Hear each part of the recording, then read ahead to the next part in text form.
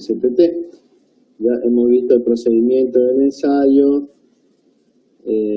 también les he explicado a grandes rasgos los tipos de falla que ocurren según la teoría de suelos de Terzaghi, cómo obtener el valor de ángulo de fricción y cohesión mediante el ensayo de SPT, los factores de capacidad de carga, tanto para una falla por corte local como por una falla por corte general.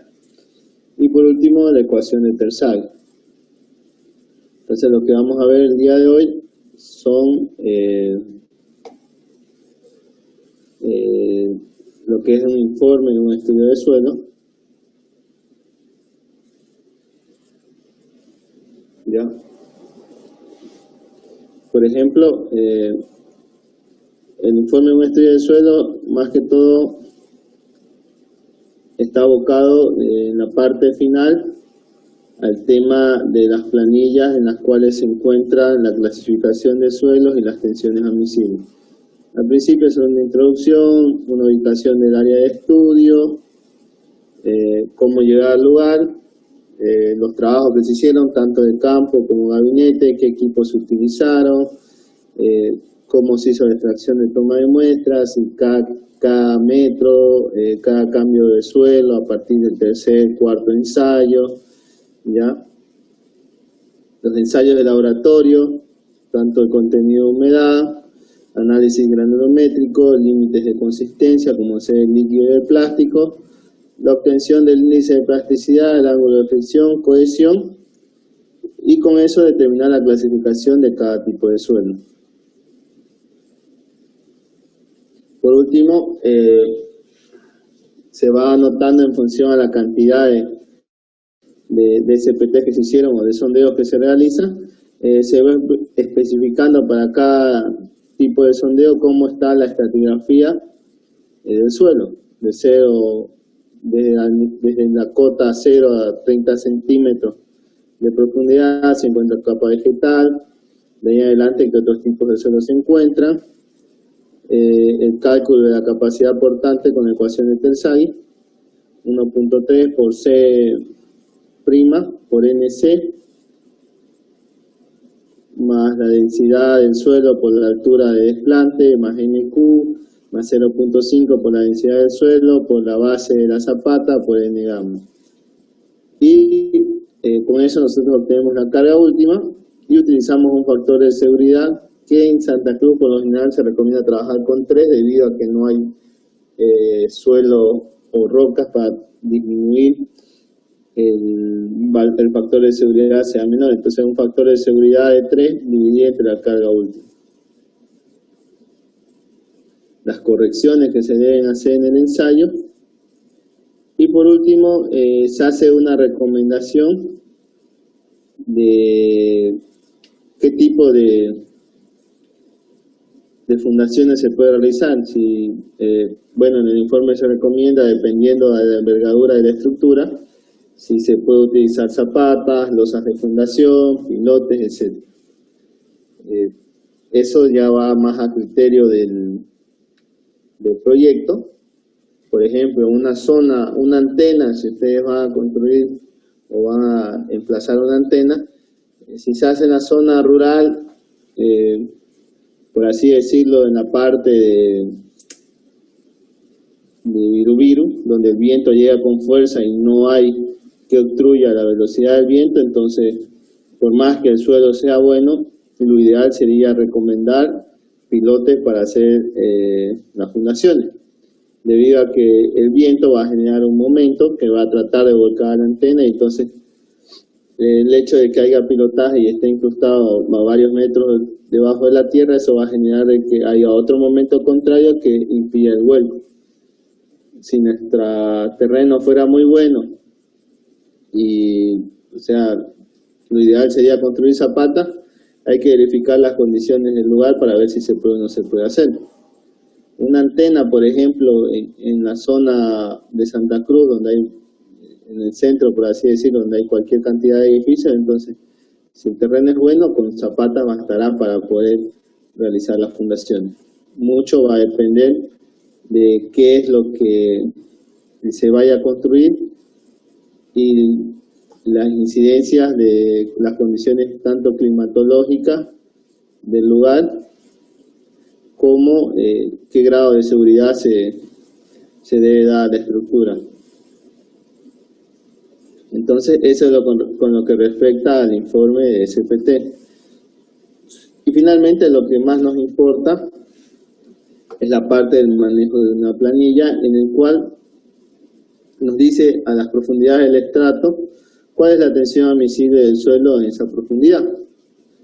Entonces, esta planilla viene derivada de otra planilla en la cual se hace la clasificación del suelo, no es esta, en la cual se hace la clasificación del tipo de suelo. Entonces,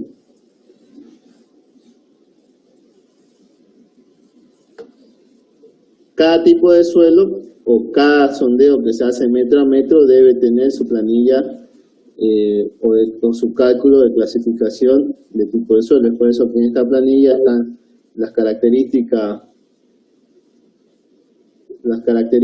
del proyecto, la ubicación, la fecha del ensayo, quién realizó el ensayo, y por último el número de sondeo, el número de muestra, la profundidad a la cual se ha tomado la muestra y la fecha del muestreo. Y ahí lo que se hace es obtener el ensayo de contenido de humedad, el ensayo de granulometría y los ensayos tanto del límite líquido como del límite plástico. Recordando que el ensayo del límite plástico no es nada más que hacer del material unos rollos de 3 milímetros de diámetro y que presenten una cierta fisura. Luego el límite líquido es introducir en la copa de casa grande, hacer que con un determinado contenido de humedad se cierre media pulgada la copa, la muestra, una vez que hemos enrasado, y ahí determinaremos con cuántos golpes fueron necesarios o cuántos golpes son, perdón, cuánto es el contenido de humedad necesario para realizar los 25 golpes.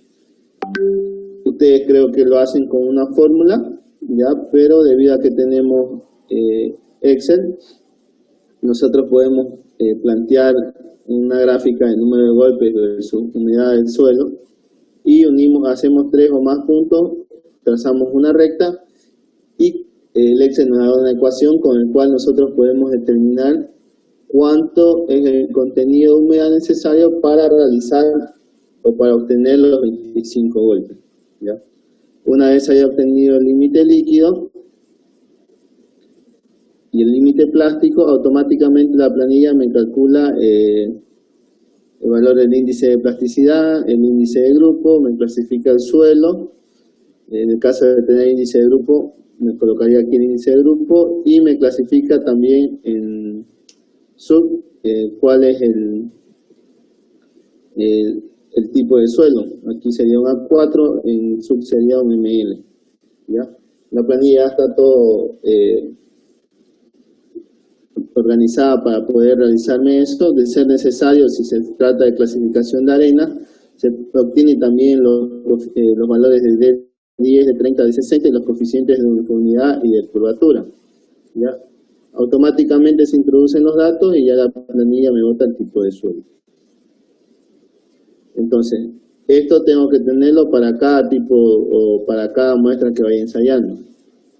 Pues vemos aquí, por lo general les dije que de 0,50 metros se hace con SPT, de 1,50 a 2 se hace con SPT, de 2,50 a 3 y así sucesivamente. De 0 a 0,50, de 1 a 1,50 se va avanzando con la pala vizcacha. La pala vizcacha es para no cansar tanto al operario y también para poder determinar, o sea, se pueda medir justo la altura en la cual hay un cambio de suelo. Entonces, por ejemplo, esta es una arena. En la granulometría nos damos cuenta, el tamaño, el porcentaje que pasa al tamiz número 200 son 30%, entonces es bastante bajo la cantidad de fino, y es por eso que no hay límite plástico, ¿ya? Cuando se encuentren con un suelo limoso.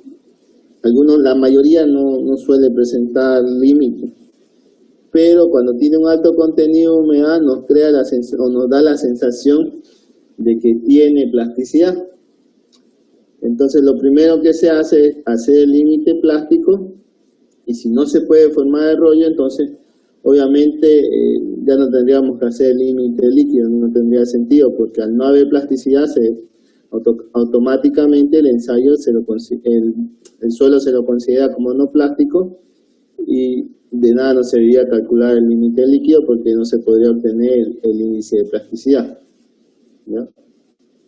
Bueno, continuando. Si tenemos la planilla, en la cual es un resumen de los datos anteriores. Aquí ustedes pueden ver el tipo de suelo, el contenido de humedad. Se registra aquí el contenido de humedad, la clasificación que viene de la otra planilla, ya está enlazado, los límites líquidos, límite plástico y el índice de plasticidad, y además ya también me genera tanto la clasificación Aston como la clasificación SUB. Entonces, para hallar el valor del ángulo de fricción, lo que yo tengo que colocar aquí es si es arena, lo coloco como sí, y si es arcilla, lo coloco como no. Y automáticamente aquí la planilla me va a clasificar el ángulo de fricción, y de ser arcilla me clasificaría la cohesión. En este caso, solo este limbo de baja plasticidad tiene cohesión, entonces me clasifico. ¿Ya? La densidad del suelo se la registra, hay valores típicos en función al tipo de suelo que se puede asumir para la densidad del suelo. La presión efectiva del terreno, que no es nada más que la densidad del suelo por la altura del estrato, y esto que sería el factor de corrección en caso de que se realice la corrección por presión. Se realiza la corrección por presión cuando la presión ejercida del suelo es mayor a 10 toneladas sobre metro cuadrado. Por último, el número de golpes para los primeros 15 centímetros y para los últimos 30 centímetros. Y finalmente, de realizarse correcciones por presión, por profundidad y por el número de golpes, se las registra acá. ¿Ya? Y el último valor es el número de golpes corregidos. Entonces, con eso, más el dato de la profundidad, ya automáticamente la planilla me da la tensión admisible del suelo. Hay valores que cambian en función del tiempo. La ecuación original de Terzaghi decía que C por NC más Q por NQ más un medio por la densidad por la base menor de la zapata por N gamma. ¿Ya? Ha habido varias modificaciones a lo largo del tiempo a la ecuación de Terzaghi. Muchos trabajan aquí, por ejemplo, esto es 1.2 por C por NC más lo que llega a ser el valor de NQ por Q más 0.4 por la base de la zapata, la base menor, que lo ideal sería trabajar con un valor de 1.50, por eso que está enlazado a una sola celda todos los valores, por la densidad del suelo por N gamma, son factores que ya están enlazados en otra planilla, y lo divide entre 10 para llevarlo de toneladas sobre metro a kilogramos sobre centímetro. ¿Ya? Varía un poquito la ecuación de Terzaghi dependiendo del autor que la haya modificado. Otros trabajan con 1.3 y aquí 0.5. ¿Ya? Pero no es grande la variación del valor de la tensión admisible del suelo. Entonces tenemos esos valores. Tenemos el perfil estratigráfico, por ejemplo acá, hasta los 2 metros nos encontramos con una arena limosa, hasta los 3 metros una arena con limo. Si se dan cuenta, el contenido de humedad no siempre va a ir incrementando, puede ir reduciendo, puede irse aumentando en función a la profundidad. Aquí nos encontramos con un limo de baja plasticidad, otra vez arena limosa y otra vez con el limo de baja plasticidad. ¿Ya? Eso con lo que respecta a la planilla en el cual está el perfil estratigráfico. Finalmente, lo que le importa al calculista o a quien nos haya pedido el estudio de suelo es la tensión del suelo a un determinado nivel, ¿ya? En el cual, por ejemplo, si hablamos de un calculista, él ya ha determinado en algún programa como CIPECAD,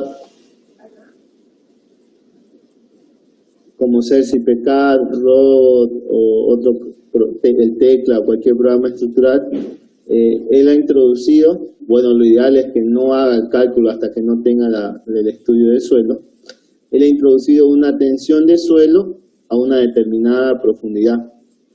Entonces lo que hacemos nosotros, si se trata de fundaciones superficiales, es obtener a esa profundidad el valor de la tensión del suelo. Entonces, la ecuación para Terzaghi, esta modificatoria, esta ecuación es válida para la falla por corte local, ¿ya? Para la falla por corte general se incrementa un poco el valor de 1.3 y 0.5. Como ya hemos visto, los factores de capacidad de carga para falla por corte local son menores que para falla por corte general. Entonces, la carga última en caso de falla por corte local será a 1.2 por la cohesión efectiva, por NC, por la densidad del suelo, por la altura a la cual va a estar ubicado o va a ser la fundación, por NQ más 0.4 por la densidad del suelo, por la base o la dimensión menor de la zapata, por N gamma sería en este caso. ¿Ya? Entonces la cohesión efectiva no es nada más que 2/3 de la cohesión, es como un factor de seguridad que se le da el valor de la cohesión. Eso debido a que la cohesión de una, cuando hablamos de arcilla, la cohesión de una arcilla es muy variante dependiendo del contenido de humedad. En el caso de ser arena, automáticamente esta parte de la ecuación se elimina porque una arena, la cohesión prácticamente es baja o es nula, ¿ya? Entonces lo que tenemos son esos valores. Lo que se hace es, bueno, el calculista o quien nos haya solicitado nos dirá, voy a colocar la fundación a, por ejemplo, aquí está una profundidad de 1,5 metros, que nos puede decir que a 2 metros. Entonces nosotros ya tendremos que ir viendo, según los valores que nos dio acá, a 2 metros, cuáles son los resultados. Entonces va a incrementar un poco la tensión conforme vayamos avanzando la profundidad, debido a que en parte de la ecuación, si se fijan aquí, a 1,5 metros es 1.24 y a 2 metros es 1.58. ¿Ya? Eso debido a que en la ecuación la altura del suelo se considera, entonces eso hace que hay un incremento. Entonces en esta planilla lo único que hacemos es trasladar los valores tanto del ángulo de fricción, la cohesión, la presión del suelo, los valores de NC, NQ y N gamma, ¿ya? Y obtenemos la capacidad portante del suelo. Entonces, la dimensión menor de una zapata, le dije que lo ideal sería trabajar con 1.5 metros. Tenemos el peso específico del suelo, la altura o el nivel de desplante, y con eso nosotros obtenemos la capacidad última. La capacidad última dividida entre un factor de seguridad nos da la tensión admisible del suelo. Cabe aclarar que a mayor profundidad a mayor dimensión de la fundación, la tensión del suelo va a ir incrementando. al igual que si lo hacemos más profundo va incrementando. Ahora, resulta de que incrementar la sección de la fundación nos da una ganancia de resistencia, pero se nos presenta un problema bastante grave, ¿ya? Creo que esto tiene pizarra, ¿sí? ¿Ya? Les voy explicando por qué. Ustedes tienen una zapata,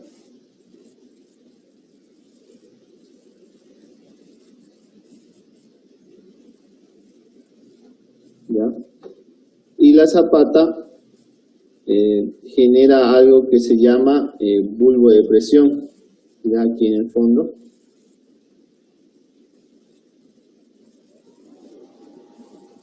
El bulbo de presión, por lo general, si se trata de zapatas cuadradas, es 2 veces la base de la zapata, en teoría, ¿ya? Entonces, mientras ustedes van incrementando el tamaño de la zapata, entonces el bulbo de presión va incrementando. Si para una zapata de 1,5 metros, el bulbo de presión será de 3 metros. Para una zapata de 2 metros será de 4 su bulbo de presión, y así sucesivamente. El bulbo de presión son similares a lo que ustedes ven en carreteras, que son curvas de nivel, ¿ya? Que a medida de que se va avanzando, se va reduciendo. Por ejemplo, en este punto, la tensión que transmite la zapata llega a ser un 90% de la carga real. Aquí ya sería un 70, un 50, un 30 y finalmente un 10 o un 0%. Entonces, ya a partir debajo del bulbo de presión, ya la tensión del suelo se va disipando, entonces ya no hay incidencia, no hay influencia de la zapata. El problema está en que el tipo de suelo que nosotros tengamos, por así decirlo, aquí fuera un material bastante bueno, un A4 sin plasticidad, un A4-0, entonces va a soportar el suelo. Si aquí abajo tuviéramos un A3, que también es bastante bueno, entonces va a poder soportar el bulbo de presión del suelo.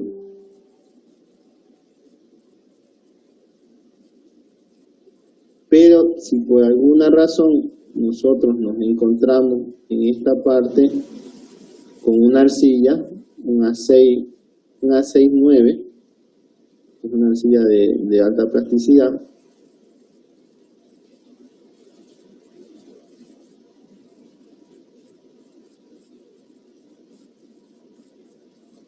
¿ya? Puede ser de que esta arcilla no soporte, o sea, la capacidad que resiste la arcilla no soporte la carga que le está transmitiendo el bulbo de tensión en este punto. Entonces, obviamente, al no soportarlo, va a haber, como se trata de una arcilla, va a haber un asentamiento por consolidación. Y obviamente esta zapata se va a ir hundiendo a lo largo del tiempo, lo que me va a generar asentamientos diferenciales. Y bonito fuera que solo la zapata se me hundiera. El fenómeno que me genera es que a la zapata más próxima, esta misma presión que está generando la consolidación va a hacer que, por ejemplo, si aquí tuviéramos una zapata medianera, me levante la zapata medianera. Entonces, una zapata se hunde, otra se levanta y los momentos que se generan en las vigas son fenomenales. Entonces, ese es el problema, o ese es el cuidado que se debe tener a la hora de escoger la dimensión de la zapata. Porque si bien incrementar la dimensión de la zapata me incrementa la capacidad resistente, el bulbo de presión también me llega a perjudicar en el caso de, para eso hacemos el estudio del suelo. para ver qué tipo de suelos hay y si el bulbo de presión de un suelo va a afectar o no va. Si el bulbo de presión que se genera por la fundación puede llegar a afectar a los estratos de suelo posteriores que están debajo del nivel de fundación que nosotros estamos estableciendo. ¿Ya? ¿Preguntas hasta acá?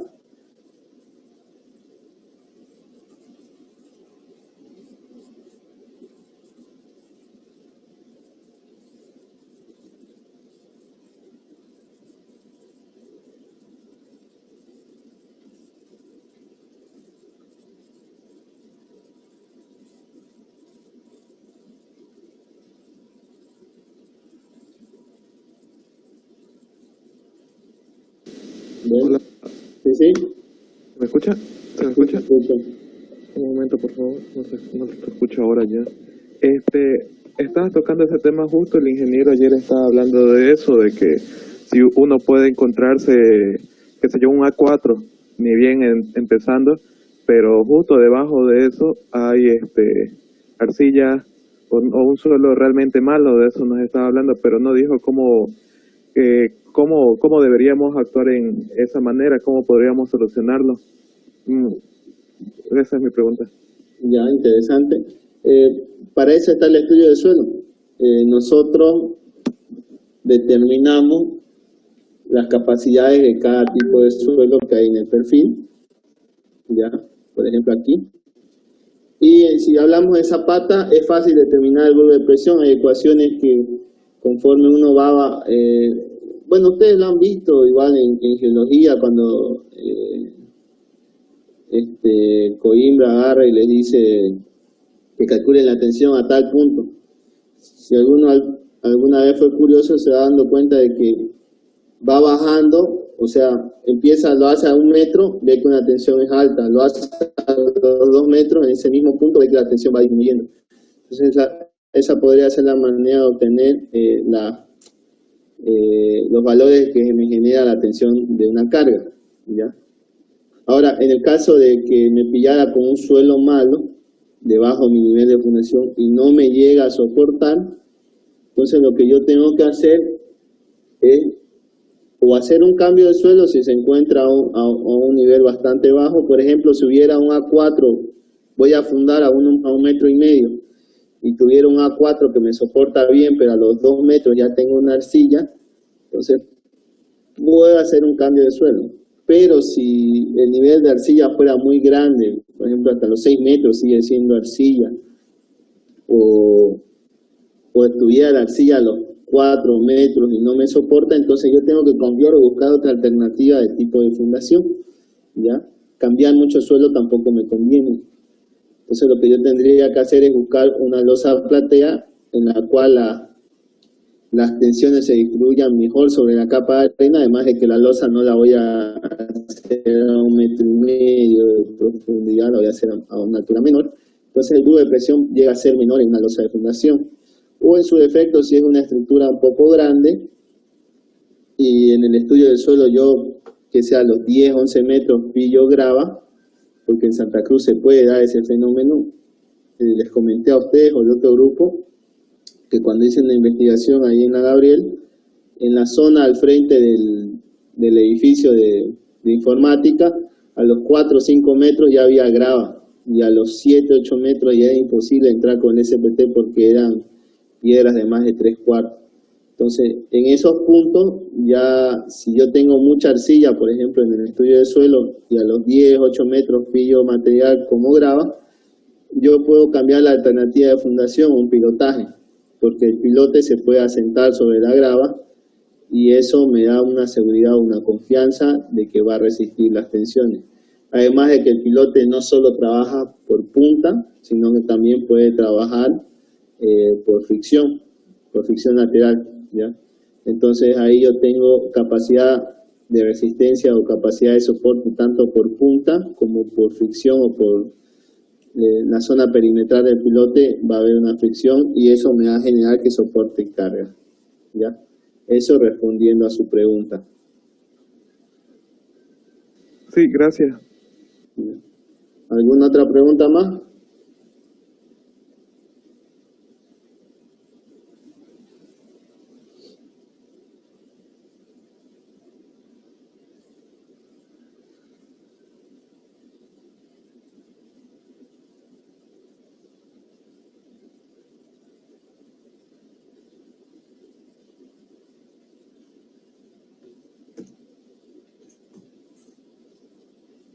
Bueno, no hay más preguntas, entonces continuamos.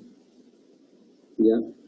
Esto con lo que respecta a la capacidad portante si hablamos de zapata.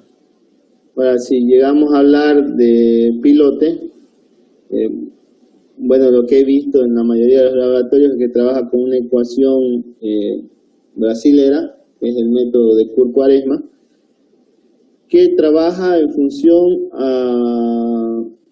al número de golpes de SPT, me obtiene la capacidad portante del suelo. Entonces, a través de todo el estrato de estudio de suelo, yo voy a obtener un valor promedio del número de golpes de SPT. Después, dependiendo a los suelos que haya, por ejemplo aquí son puros arenas, aunque hay presencia de limos, ML, yo adoptaría un factor de seguridad que va de 2 a 4. ¿Ya? Si me encontraba con mucho material arcilloso a lo largo del estrato, voy a trabajar con 4, no me conviene usar un valor de 2.5, de 3. ¿Ya? Como aquí hay gran presencia de arena, entonces la arena tiene un buen ángulo de fricción, entonces habrá una buena capacidad resistente a la fricción. ¿Ya? Entonces, dependiendo del calculista, él me va a decir, yo voy a trabajar con pilotes. El primero él va a ver el estudio de suelo y me va a decir, bueno, funda los 12 metros, entonces quiero pilotes de 11 metros, porque un metro va más o menos el cabezal. Entonces, yo voy a tener la longitud del pilote, el diámetro del pilote, el perímetro longitudinal del pilote, el área de ese perímetro, y con eso entro a la fórmula que me plantea de Court-Quaresma. En función de cada tipo de suelo hay un valor de resistencia. Eso hago la sumatoria de la resistencia que va a ser en base a la altura del estrato por la resistencia que soporta ese determinado estrato. Y con eso yo uso un factor de seguridad y automáticamente obtengo la capacidad del pilote por fricción. ¿Ya? En Santa Cruz rara vez se puede determinar la capacidad del pilote por punta. Si se corta, vuelven a entrar ya porque nos queda como 30 segundos, si no me equivoco. En Santa Cruz, rara vez se considera la capacidad por punta de un pilote, debido a que aquí las fundaciones profundas aún se siguen trabajando con lodo bentonítico. ¿Ya? Ese es un problema bastante grande que tenemos en la ciudad. Aunque hay empresas, como en el caso de Incotec, de que ya tienen una tecnología un poco más avanzada para poder hacer pilotaje, como es el caso del Expander Body que cuenta Incotec, pero la mayoría de las empresas que hacen pilotaje no tienen esa capacidad de poder usar esa.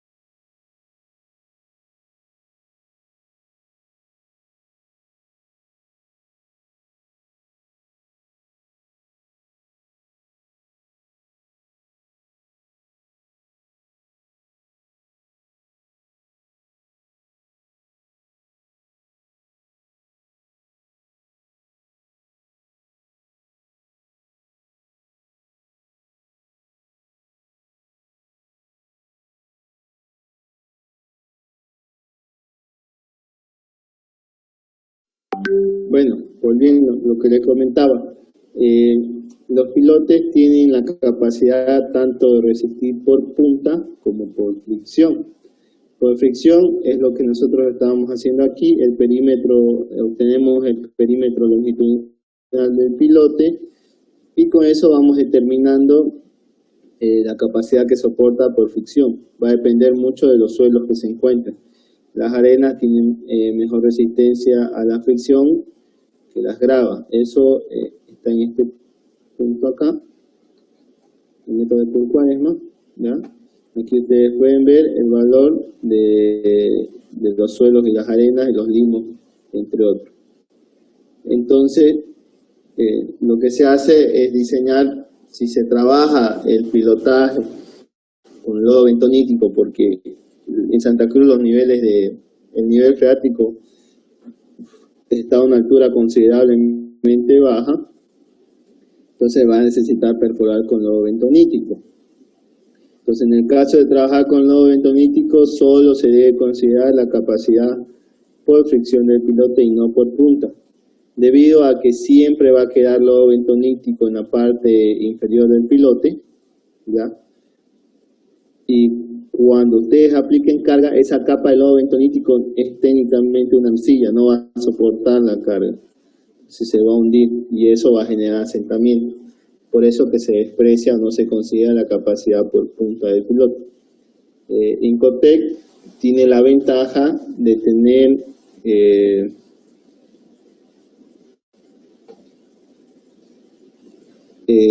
una metodología de fundación bastante diferente a la que se trabaja la mayoría de los que hacen fundaciones en Santa Cruz.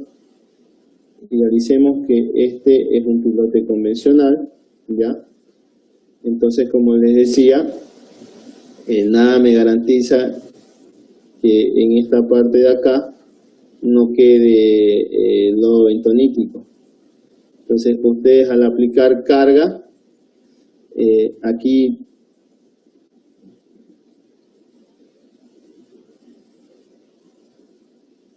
al aplicar carga, entonces no va a sentar directamente sobre la capa de grava, ¿ya? Entonces va a hundirse, va a generar un hundimiento. En cambio, Incotec tiene una metodología de pilote que es el expander body, que genera un tipo como un bulbo abajo, ¿ya? Que me da mayor capacidad, no solo me analiza la capacidad por punta, me permite tener capacidad por punta, sino de que me incrementa la capacidad por punta, además de que aquí al hacerse esa inyección de cemento, entonces lo que se hace es que se va comprimiendo el suelo y se va teniendo una mejor resistencia todavía. Entonces Incotec trabaja con esa metodología que tienen ellos del expander body, que al final del pilote se coloca como un bulbo y se lo va inflando, y eso me incrementa tanto, me mejora mucho la resistencia por punta, ¿ya? En cambio, en el pilotaje convencional, analizar o utilizar la resistencia por punta es un poco peligroso, ¿ya?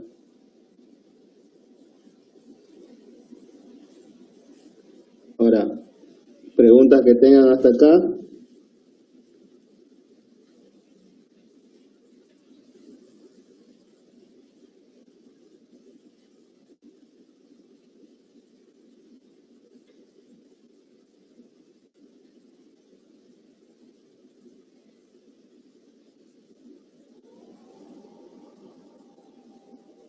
Está todo claro entonces con respecto al SPT, todo el procedimiento del ensayo, después lo que se hace el trabajo de gabinete y las recomendaciones.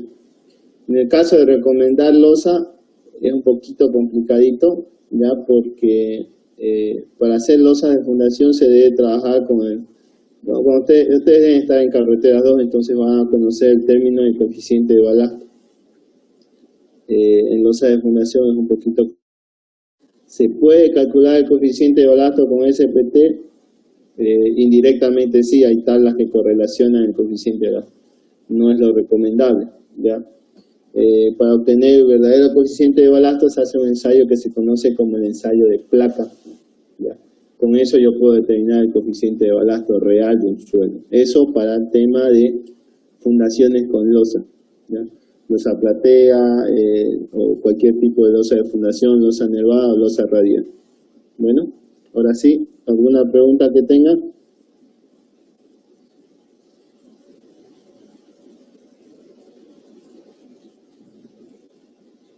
¿Podrías explicar otra vez con el tema de los pilotes, más o menos a qué altura o en qué parte es recomendable ponerlo? Disculpa, es que no lo entendí muy bien en esa parte.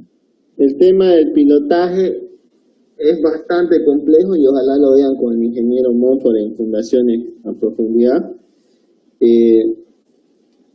Ustedes hacen un estudio de suelo, ¿ya?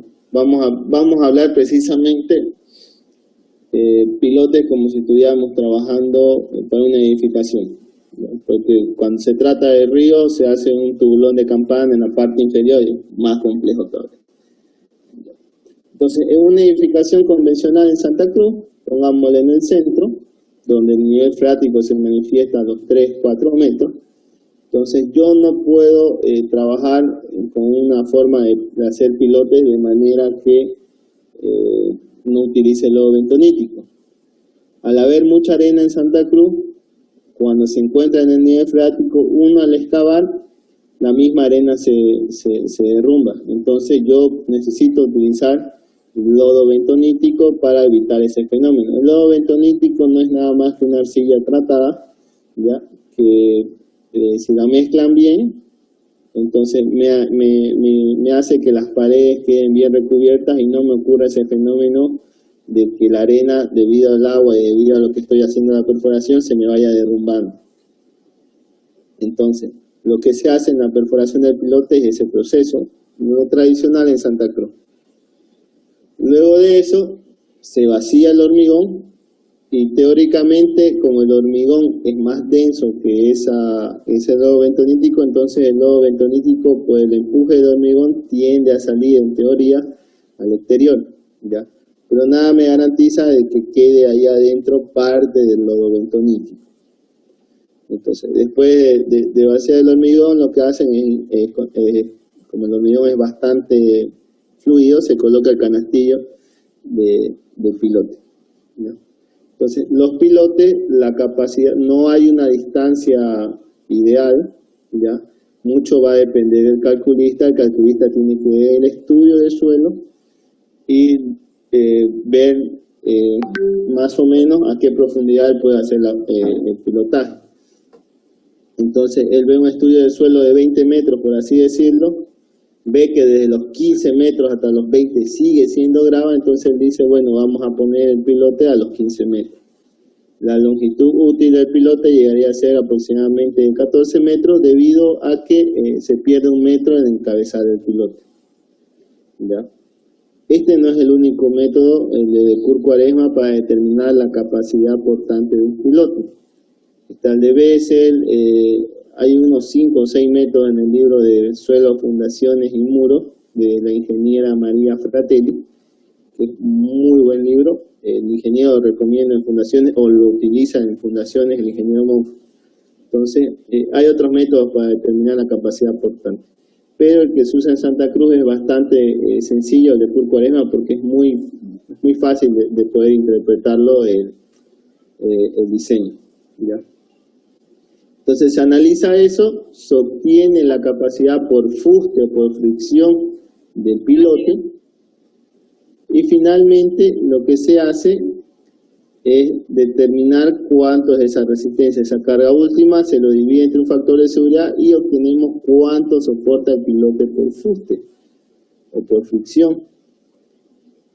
También se debería considerar el área perimetral abajo del pilote que vaya sentado sobre la capa de grava, pero como le dije, nada nos da la garantía de que ese lodo bentonítico sea expulsado en su totalidad al momento de vaciarse el hormigón.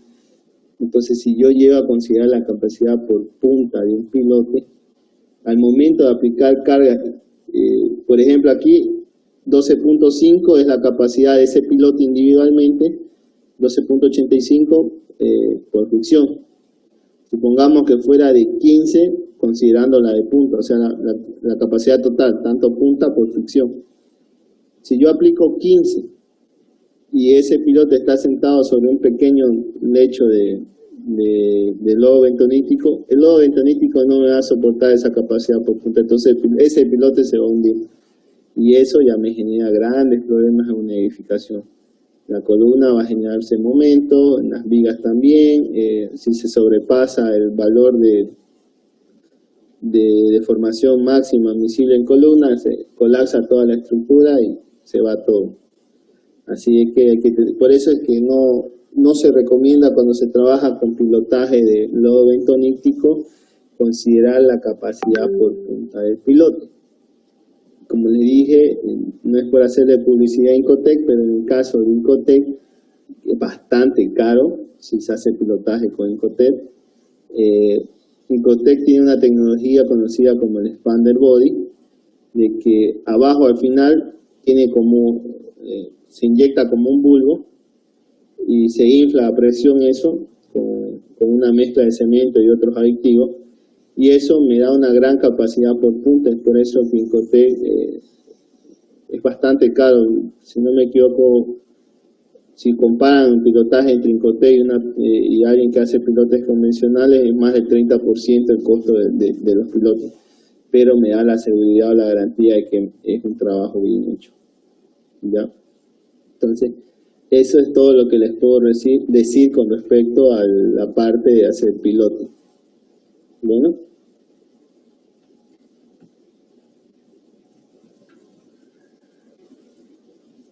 ¿Alguna otra pregunta?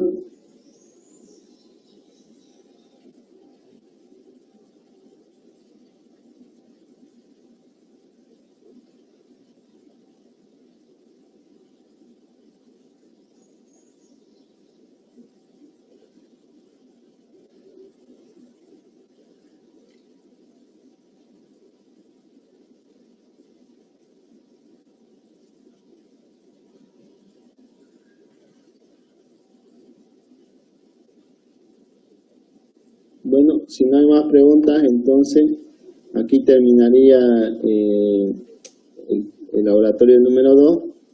Yo les voy a pasar el laboratorio, les voy a pasar uno de estos, diferente al que va a estar ahí en el informe, que yo les voy a pasar. Y lo que me van a hacer es ustedes hacerme la propia planilla como un resumen final de Zapata.